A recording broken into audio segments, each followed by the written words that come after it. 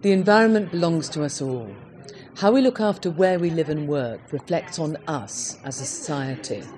As Environment Minister for Wales, I regularly meet sceptics who question the need to take action to protect Wales and the planet.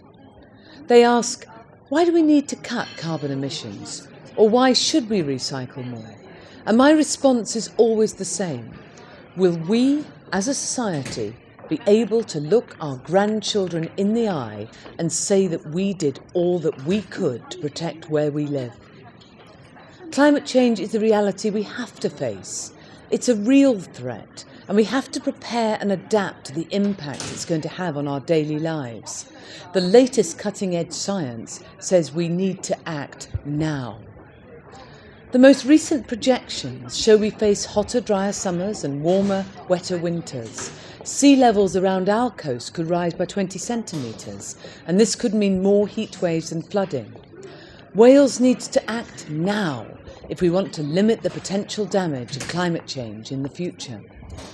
However, even if we do act now to drastically cut our greenhouse gases, past emissions mean that we in Wales will have to adapt the way we live and work to cope with a different world. And that is why the Welsh Assembly Government is committed to cutting greenhouse gases by 3% per year from 2011 in areas of our responsibility. Wales will play its part and do all it can to address climate change. And it's also important as a small nation that we take this message to the rest of the world. In December, world leaders will gather in Copenhagen at the United Nations Climate Change Conference, where they will try and agree a new deal on climate change. I will be at those talks to represent Wales, and I want to take the opinions of young people from across this country with me. And that is why we're holding our countdown to Copenhagen in Wales on the 1st of July.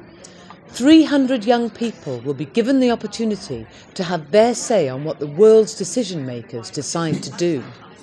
I will then take those ideas and recommendations of these young people from Wales to the Danish capital. After all, it's the young people of today who are going to inherit a world which results from decisions made in Copenhagen this year. They're the ones who will have to face the challenges of tomorrow's changed climate. Caring for the environment cannot just be the preserve of minority.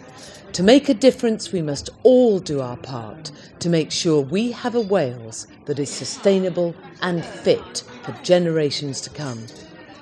It is also our duty to show that industrial developed nations are doing all they can to tackle the greatest challenge facing our world. The film you are about to watch portrays a terrifying vision of the world, a world that we could face if we choose to ignore the warning signs. It uses the world of today to give us a glimpse of the future that we could face if we are complacent. Let us take action together to do all we can to make sure that that world does not become our reality. Enjoy the film and think about it.